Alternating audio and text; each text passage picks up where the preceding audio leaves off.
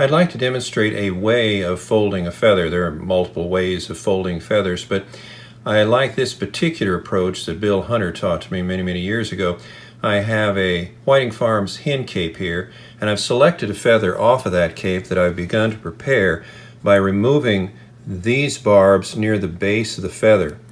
That particular part of the rachis tends to have a shape to it that doesn't allow the feather to roll up onto its edge. Once you get up into this section, that's the only way it just wants to stay on its edge.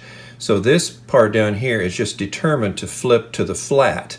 This part is determined to flip up onto its edge. Once you get into that part of the rachis, that's the usable portion of the feather because it's going to lay on the edge of that rachis. I'm going to tie it in by the tip as a right-hand tire. I'm going to fold these barbs down and back. Here's the process. I find it easier to use a pair of hackle pliers to grab onto the feather. And I can grab like so, just serve as a handle for me.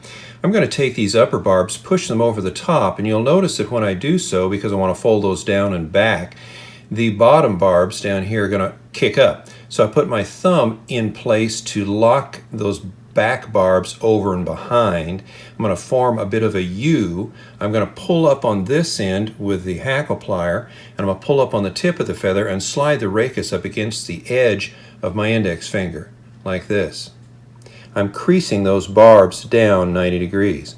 I'll grab a few more barbs, put my thumb in the front to flip the feather back over, slide that soft, sort of like a letter U, up the edge of my finger. And you can see that curve that I make with the letter U is what I'm describing. Do the same right here. Push those barbs over, slide it right up the edge of my finger, crease those barbs down. I would suggest you don't fold the barbs back. You're just trying to crease them 90 degrees down. Grab the feather in here, fold it on down and back.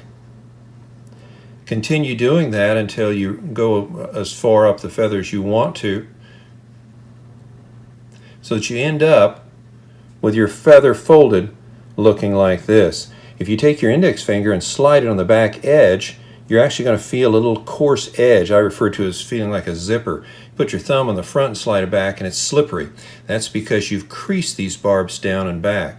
Now you're ready to clip off the tip right here, tie in your feather, and wind it, and you're ready to go.